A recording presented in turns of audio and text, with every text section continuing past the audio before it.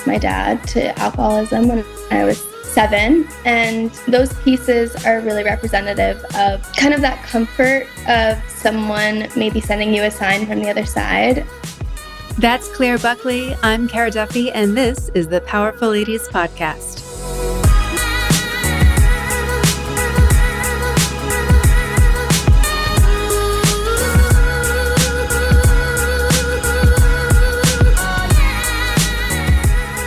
First things first, I love the fact that you are dressed matching your artwork today.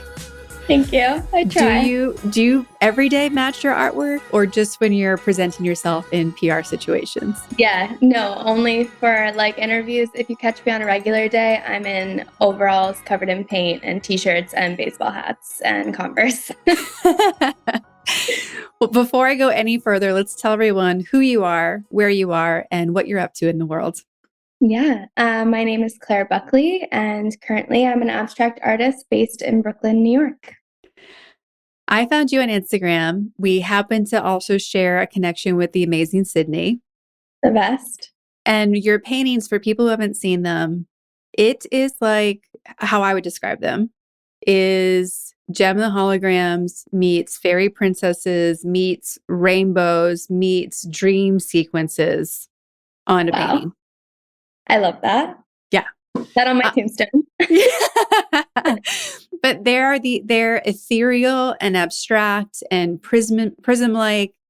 It's really artwork that you're not seeing other places. The closest person I've seen to making art to you is someone who does aura paintings.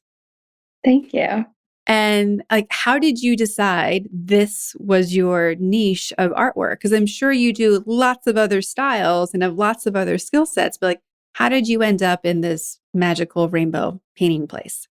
Yeah, I definitely didn't decide. It was honestly a total accident, a happy one at that. But I was I was in a full-time job before this in the fashion industry, which is where I met Sydney. And I was looking for an escape, and I wasn't really like an artist before that. Like I loved art, I appreciated it. I've always done it growing up, but always for fun, and I never really took it seriously.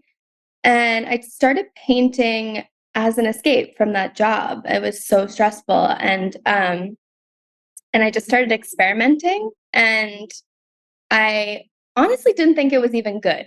And I showed a friend one of my first pieces, and they were like, "Whoa, like that looks crazy. Like that looks holographic." And I didn't even see it. But when they did, I was like, maybe that is kind of cool. And I posted on Instagram, and it kind of just spiraled from there. When were you brave enough to quit your day job and start being an artist full time? Yeah, it was definitely a result of COVID. I, at the beginning of the pandemic, had just taken a new job at a startup, and I was super overwhelmed by it. It was not for me. I was like the seventh employee. I was opening my laptop at 7 a.m., shutting in at 12 p.m. And then we were, sent home and working from home, and it got even worse. And everyone in my life told me, do not quit your job. We are in a global pandemic. No one can get work. Like that is an insane thing to do. And for some reason, I was just like, I have to do this. Like I have to take this leap, with no real security, to be honest, and no real help. But I just felt like I had to. I don't know. I felt compelled. There are so many people who have been on this podcast and so many clients that I work with who made the leap into their business because they couldn't not do it. Yeah. It wasn't a matter of should I or should I not. It's like, well, I have to. It's pulling me. Yeah. And, what gave you the courage to listen to that pull? Like, what made you feel like it would be a safe choice to honor what you knew was happening? Yeah, I think once my work was selling, that really gave me the courage. When people who were cool in my eyes loved my work and were buying my work. When a celebrity bought my work, I was like, okay, you know what? Maybe this is going somewhere. Maybe this is something. So yeah, definitely like having a little bit of financial security and being like, okay, I could, make up kind of what I was earning before if I sell X amount of paintings a month, and let me see if I can do that for a month. And if I can, I'll quit. And I did. And it was the best decision ever. Scariest decision, and definitely a risk, and still something I think about every day is like, was that the right decision? But I know in my heart it was, because I'm working for myself now, and what's better than that? Well, and it allows you to be in so much more alignment with yourself. Yeah. hmm there's so many people who take that leap and do the thing, and they get so focused on the money element. Yeah. And I mean, when you're an entrepreneur, that's honestly the main stress area, because Yeah. everything else we're choosing we can handle. How do you stay focused on doing the work and making the relationships and making the art and not get sucked into worrying about the money element? I don't. I do worry. That's like my biggest worry for sure. Mhm. And I wish it wasn't, and I work every day to try and, fight that, but it's also a huge driver. Like, it's a huge motivator, and I wish it wasn't. I wish that I had buckets of money and I could make whatever art I want all day long, but I don't, and I can't, and because I can't, it's what motivates me. It honestly does. But it's not like money is my motivator in the sense that, like, I need to be super rich. It's more just Mhm. like, I need to make money to live so that I Yeah. can make the stuff that I wanna make. So yeah, I do worry about it every day. I wish I had better advice, but I Yeah. don't need it for myself. Yeah. Well, you're working for freedom. Mhm. Exactly. Yeah. You had a little bit of an advantage versus other artists in that your past life day job was Yeah, in social media marketing spaces. yeah, How has it been using those skills you have to promote yourself and your art? And I know from like, I have to have a coach as a business coach because I can't see the stuff I'm telling everyone else to see. Like, it's too close to me. So, like, I yeah, need a coach as well. And I imagine to pivot from marketing other people to marketing yourself, there's extra layers of like, oh, wait, is it a good idea? Wait, is that a good picture? That you don't think about the same way when it's not yourself and your own products. So, yeah. how has it been helpful to have that background? And what challenges have you faced at the same time? Yeah, I mean, when I started doing social media, it was like 2016, 2017, and believe it or not, people did not understand the value of it at all at that time. And so I was like a 22-year-old heading a department and working with the founders and the CEOs directly, and working with these amazing, powerful women like Rebecca Minkoff and Stacey Bendet of Alice and Olivia. And that's like, that was my first job. Like, and here I was interacting with them on a daily basis. And my department, aka just me, a team of one, throughout the years turned out to be one of the like key revenue drivers, one of the most important aspects of the business. And so I was exposed to so many different hats when I started. They also didn't really know where to put social media. So, like, at one point, I worked under creative. At one point, I worked under PR. At one point, I'm working under marketing. So, I was able to see all those aspects of the business, um, because we were posting about those things on a daily basis. And so those gave me a lot of tools that I think other artists might not have. Um, and I think, you could be the most talented artist in the world, and if you don't know how to market yourself, you're not going to be successful.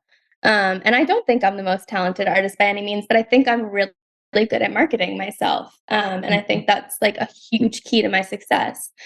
Success. I'm like still working at it, but that was, invaluable to what I'm doing now. Mm. And I think a challenge that I face is being by myself and not having a team member to bounce ideas off of, not having someone to be like, hey, is this like good? or hey, like, how should I roll this out? Or like things like that. That's hard to be alone. But honestly, I find it so much easier to market myself and to do my own social media because I don't have to go through a CEO. I don't have to go through approval processes. I can trust my instincts more. And it ends up being like way more authentic, I think. Mhm. You're born and raised New Yorker. Yes, but not in the city. I grew up Right. in Westchester. Yeah. And if we go back to 8-year-old you, would she have imagined that this is your life? Yes and no. I think I've always been slightly delusional my whole life. um, and always, I never like was like, I'm gonna be, famous or whatever, but I more was like, I know I'm gonna work in a creative field. I know I don't want to have a 9 to 5 job. Like that's something I knew when I was really, really young. Um, I was like a super theater nerd. Like I went to college for theater. I've always known I was gonna do something different. Um, but I think she'd be really proud. And also, oh my God, sorry, it's getting so dark now. There's like a storm coming. Um, The camera did a good job of auto changing your okay, light. Yeah. okay. Yeah, I think she'd be like surprised that I'm an artist, but also be like, oh, that makes sense. New York has been known for being the mecca of art in the US for decades. And there's been a lot that New York has gone through, especially during the pandemic. And there's a lot of competition between other cities, LA, London. There's art popping up in scenes in Austin and Miami, Chicago, Detroit.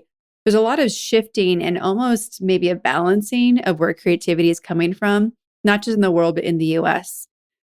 What is the art scene in New York like right now? And how would you describe it to people who haven't experienced it? Obviously, there's so many artists here, and I work out of a studio in Greenpoint where it's full of artists, and so I've definitely met people that I probably wouldn't have if I wasn't here physically. But I also do see there being a huge shift just in the sense of since COVID, everyone's kind of leaving and people can do a lot of their work from anywhere. And that's the power of social media. Like I could move to Costa Rica and do what I'm doing, and I think I could have kind of the same result. So I think Mhm. it's kind of cool that it's opened up to artists all around the world, and you don't have to be in these cities anymore to be seen. And I think that that's awesome. But it Mhm. is helpful to be surrounded by artists, I will say. Yeah. There's pros and cons for sure. How does your art and creating the art that you do make you feel more powerful? Yeah, a lot of the art I've been making recently, which you talked about, the prisms, that was a series that was inspired by something I went through when I was little. I lost my dad to alcoholism when I was 7, and um, those pieces are really representative of kind of that comfort of someone maybe sending you a sign from the other side. And so that's been awesome because I've been able to take something horrible that happened to me and make it into something beautiful and make it into something that people are connecting with who have gone through similar situations. Before that, a lot of my holographic work, I didn't really like say what it was about or like what it meant to me. And then with this new series, I did. And lo and behold, I'm receiving messages every day of people who are like, I lost someone last year and your pieces are helping me get through it. And that has been so insane and so amazing. And something where I've been like, okay, this is like a purpose. Like this is something that I'm meant to do and something that I had to go through to help other people. I was just talking to the last guest that we recorded with about how I wish more people knew that the thing that you do, that you forget you do, that comes so naturally to you, as well as the thing that was so pivotal in your life and maybe hurtful or shameful or traumatic, those two areas are what's going to give you access to the gift that you have to share with the world. And we don't usually intentionally put those out as like, oh, this is what my business is going to be about. Yeah. But the fact that you've had that experience with your dad has given you access to an understanding and a knowing and a seeing that other people who haven't gone through that don't have. Yeah. And knowing that, it doesn't surprise me that your work looks like you have an access point into seeing what's in that other space. Like if you lived in the clouds, if you lived in the universe, like it would look like that. And there's something very intuitive looking in the work that you do as well. Is that just what comes out of you, or do you have a process of tapping into yourself? Are you meditating? Are you just letting it free flow out and that's what magically appears? Yes. There's basically no planning that goes into any work I do. It really is just me and the paint, and oftentimes no brush either. So yeah, it really is just like a free flow. I never go in with a plan, ever. How many favorite pieces of clothing have you ruined painting? Oh my God.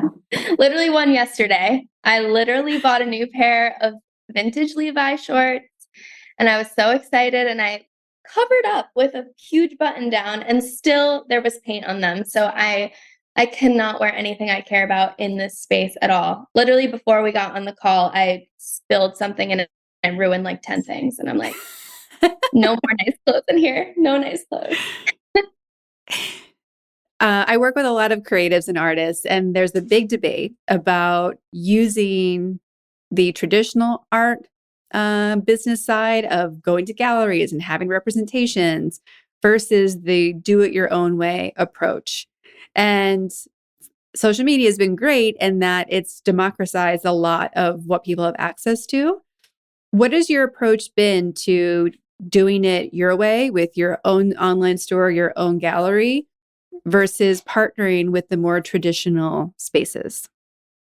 Yeah, I've done a little bit of both. And I will say, like, I think for me, the social media side and owning it myself is definitely the way to go, just because galleries often take 50% of your commission. So it's like, that's kind of like archaic now. It's like, if you don't Yeah. have to do that, why? Like, why not make all the money yourself? Like, I do understand, they have clients and they do marketing and outreach and things like that, but for me, I've been able to do it myself, so why not? I see value in both sides for sure.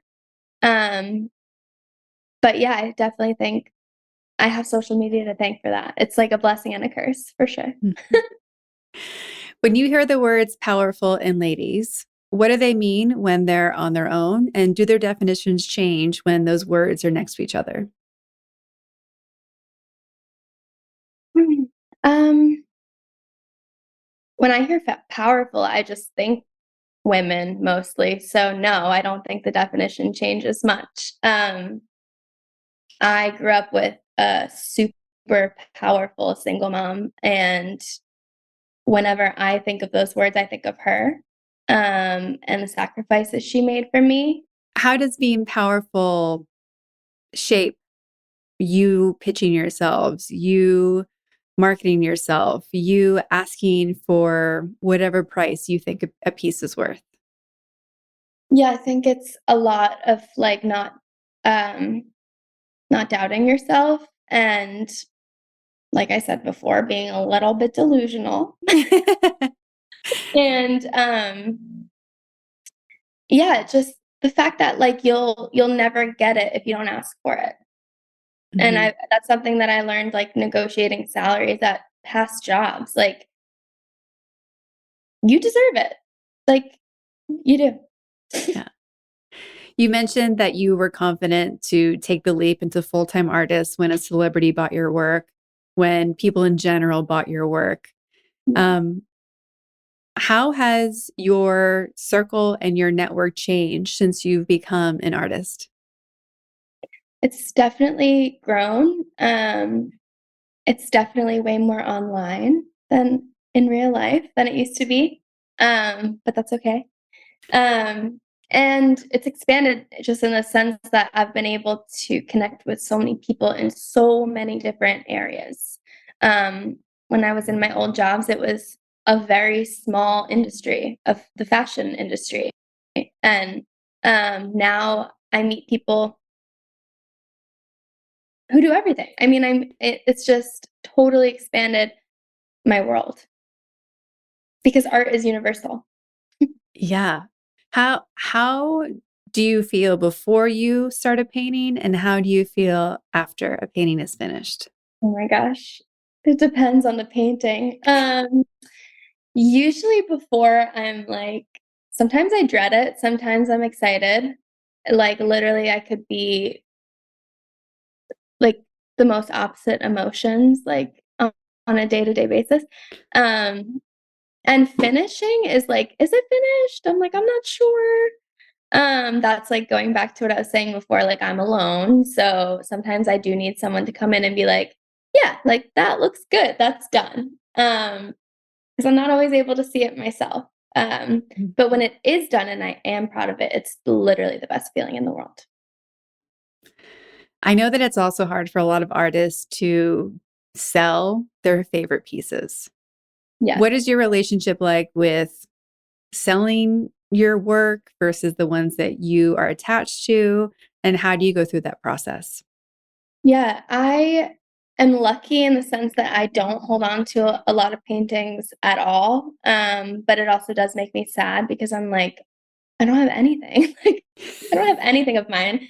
Um, but like, I'll sell anything. I'll sell it all because one time it's kind of out of me and it's done. Like, I don't need to hold on to it for myself. And if someone else connects with it, like, yeah, please, like, let it live another life. Like, it doesn't need Mhm. to be like in my studio, like buried in a corner. I'd rather Mhm. it be out in the world. So I do just kind of sell everything. I've kept maybe a couple things. And that's like just like first iterations of ideas and stuff. After that, I don't keep anything at Yeah. all. Yeah. When you're not painting, what are you doing? Like, what is your regular life like? Like, how are you spending your time when you're not working? Yeah. Definitely a lot of like reality TV sometimes. It's like a good mix of seeing friends and being social and um I do really love working out. I do love Pilates a lot. Shout out SLT. Big fan. That's also a new thing for me. I'm like never used to work out, but in the pandemic I really picked that up and it's been amazing for my mental health. So yeah, working out, seeing friends, a good binge every now and traveling is like my favorite thing in the world. Where are your favorite places you've gone? Oh, I mentioned Cuba before because I've been to Cuba a few times, and love it.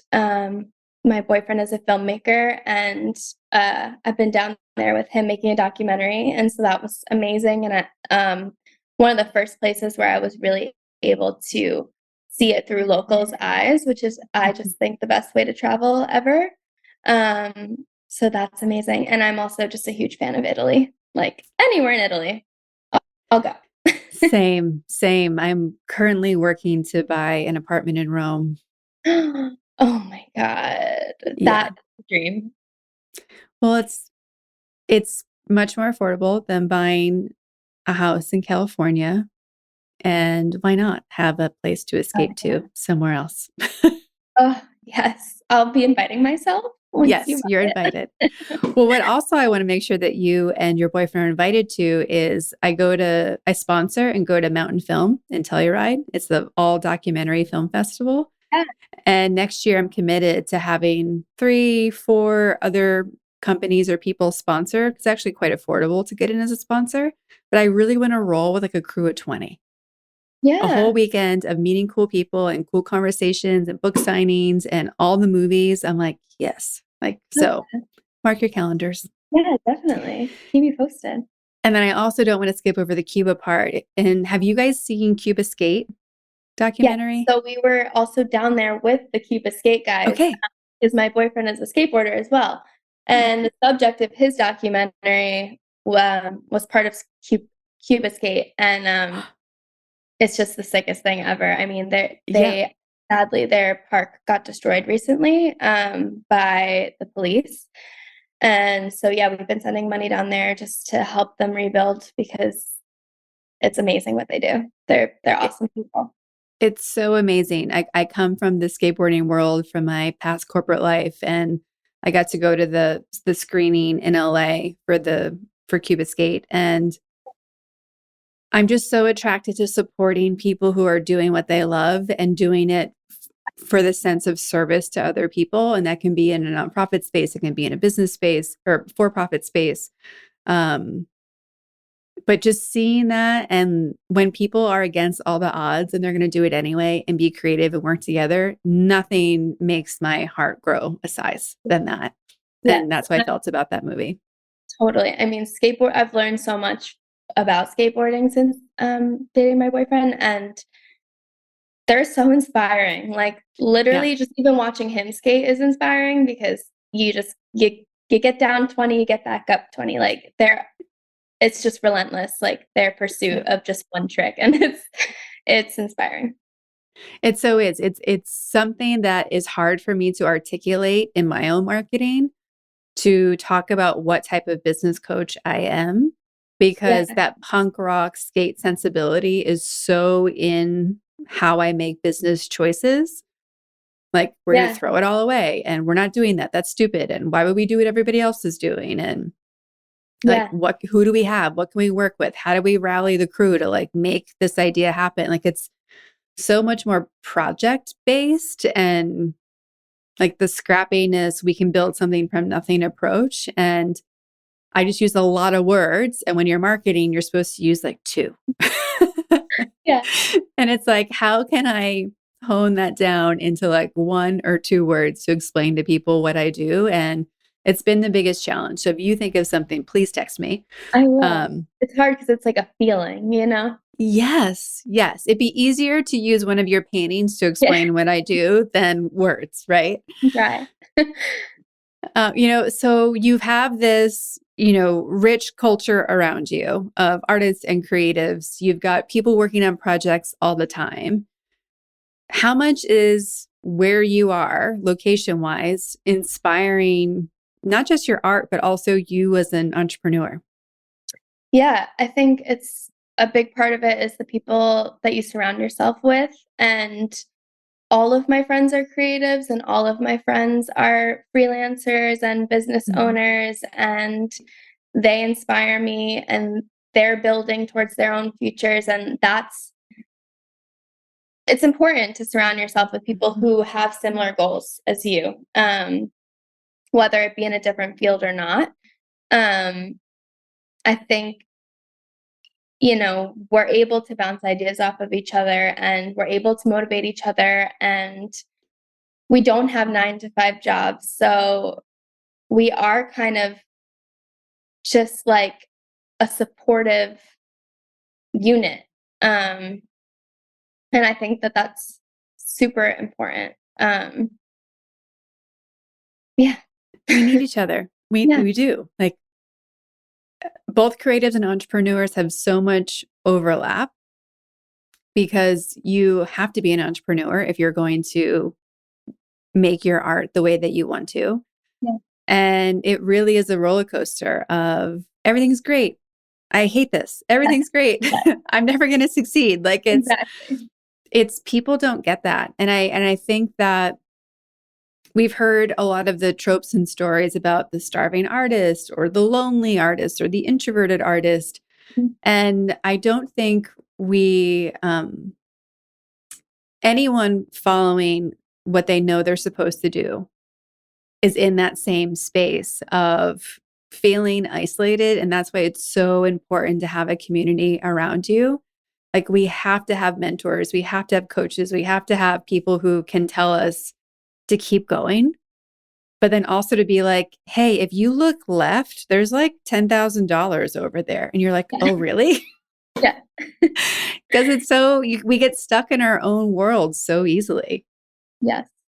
Mm-hmm. We asked everyone where they put themselves on the powerful lady scale. If 0 is your average everyday human and 10 is the most powerful lady possible, where would you put yourself today? And where would you put yourself on average?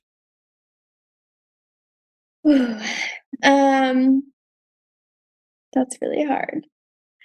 I think today I'm at like a 9 or a 10 because I'm proud that I'm doing this. I think this is awesome. Like the fact that someone here wants to hear me speak is like, why?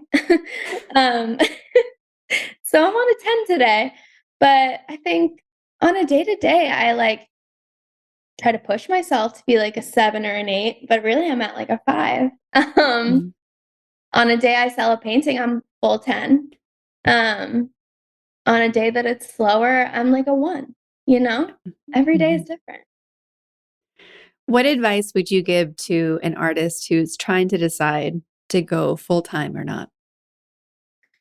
Ooh, I would definitely say make sure you have some money saved, to survive for, like, a solid 6 months if you don't sell Mm. anything, because I think the second you put that money pressure on yourself, your work can suffer. Um, so I think, yeah, financial stability would be, like, the biggest thing, and then the next thing I would say is, like, are you putting your work out there? Are you posting it? Because if you're not, start there. Mhm. We've been asking everyone this year, what do you need? What do you want? What's on your manifest list? Because this group is a powerful group with a lot of connections and a lot of wisdom. And I really think it's important to be asking the people around you and the universe for what you want, because you never know who has that next key. So, what are some things that you want that we can rally the community to solve for you? Ooh, um, there's so many things I want, but I think definitely, like, I'm open to, like, brand partnerships and things like that. I think, Mm. um, artists kinda get overlooked in that category. When I was working in fashion, we'd partner with a million different influencers, and, I think artists can kind of do the same and have the same influence, as tastemakers. And so I think, yeah, that'd be next, like, on my list is definitely Mm. kinda delving into that side. Well, for everyone who wants to follow you, support you, get some art immediately, where can they find all those things? Yes, I'm on Instagram and TikTok at Claire Buckley Art, and my website is clairebuckley.com.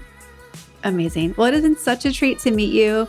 I love your work. I am so excited for the community to meet you and for you to have a whole bunch more powerful ladies followers.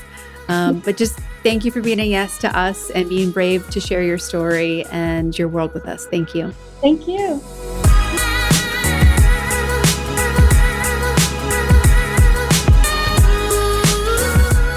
All the links to connect with Claire and her amazing work are in our show notes at thepowerfulladies.com.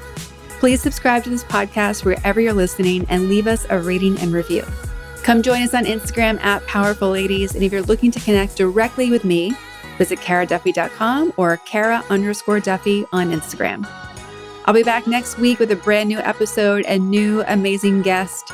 Until then, I hope you're taking on being powerful in your life.